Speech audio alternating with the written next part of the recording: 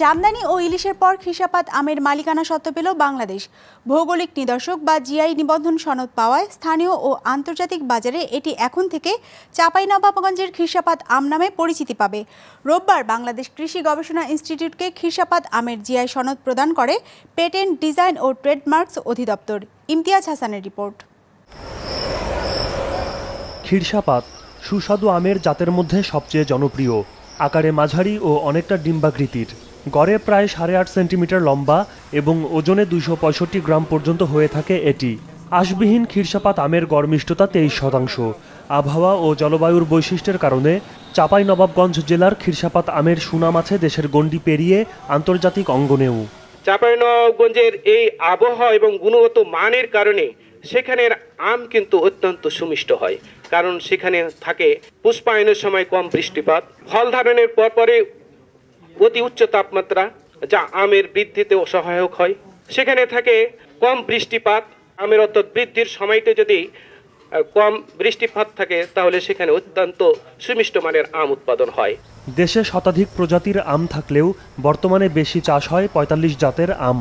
কৃষি গবেষণা ইনস্টিটিউটের হিসেবে দেশে মোট উৎপাদিত আমের প্রায় 25 ভাগই খিরসাপাত। স্থানীয় চাহিদা মিটিয়ে যা ইউরোপ, মধ্যপ্রাচ্য সহ বিভিন্ন দেশে রপ্তানি হয়। বিপুল সম্ভাবনা থাকায় এবার ভৌগোলিক নির্দেশক অর্থাৎ জিওগ্রাফিক্যাল ইন্ডিকেশন বা সংক্ষেপে জিআই পণ্য হিসেবে সনদ পেল খিরসাপাত।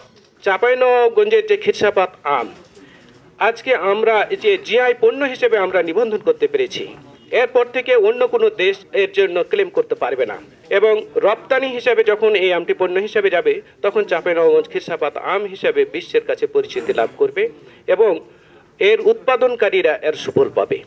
জিআই সনদ প্রাপ্তি খিরসাপাতের চাষ ও ব্যবসাকে আরও প্রসারিত করবে বলে প্রত্যাশা শিল্পমন্ত্রীর।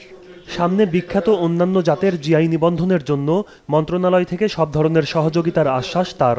আমি ধন্যবাদ জানাই যে গবেষণা করে যেটা শুরু করেছেন, আরও আমাদের ব্র্যান্ডিং হবে এবং আজকে এই ফলকে আমরা বিদেশে নেওয়ার জন্য তার গুণগত মান সবকিছু রক্ষা করার জন্য আমাদেরকে উৎসাহিত করা দেখায় এবং শিল্প মন্ত্রণালয় আমরা অত্যন্ত গর্বিত যে এই দায়িত্ব ডিপিডিটি যারা করছেন এবং বৈজ্ঞানিক কর্মকর্তাবৃন্দ যারা আছেন তাদের মাধ্যমে করছেন।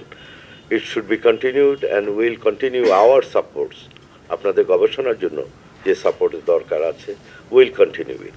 আমাদের চাহিদা পূরণ করো বাইরে এবং নতুন উদ্যোক্তা সৃষ্টি করতে পারি, কর্মসংস্থান সৃষ্টি করতে পারি ব্যাপক। এটাকে যদি এই মানের আরও কোথাও হয় সেখানেও আমরা সেটাকে বর্ধিত করার জন্য আমরা পদক্ষেপ নিতে পারি। ইতিমধ্যে চাঁপাইনবাবগঞ্জের ল্যাংড়া ও আশিনা আমের জিআই নিবন্ধনের জন্য আবেদন করা হয়েছে বলে জানানো হয় অনুষ্ঠানে। অন্যান্য জাতের যে আমগুলি আছে।